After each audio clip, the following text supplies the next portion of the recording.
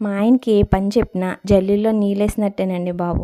క్యారేజీలు start అయిపోయినాయి కదా, school open అయినాయి కదా, పాల ప్యాకెట్ తీసుకురండి, నేను ఈ లోపల వంట చేసేస్తానంటే నా వంట పూర్తయ్యేదాకా కూడా తెచ్చేటట్లేడు ఈయన.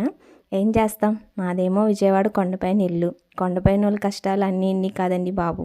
దిగేటప్పుడు మాత్రం చకచకా దిగిపోతాం లేడి పిల్లల్లాగా, ఎక్కేటప్పుడు మాత్రం ఛార్జింగ్ అయిపోయిన బ్యాటరీలాగా ఈ శ్రమంటూ ఎక్కాల్సి వస్తుంది. అంతే కదండి, కొండపైన వాళ్ళ కష్టాలు అన్నీ ఇన్ని కాదండోయ్.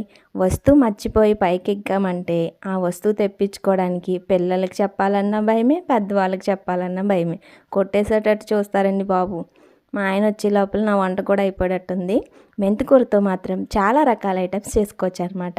ఇలా రైస్ చేసి పెట్టండి, ఒక్క ముద్ద కూడా వదలకుండా మొత్తం లాగించేస్తారు. చాలా టేస్టీగా ఉంటుంది. నచ్చిందన్న వీడియో నచ్చితే ఒక లైక్, ఒక షేర్, సబ్స్క్రైబ్ చేయడం మాత్రం మర్చిపోకండి. ఇలాంటి వీడియోస్ కావాలంటే కామెంట్ సెక్షన్లో కామెంట్ చేయండి. ఓకే అండి, బాయ్.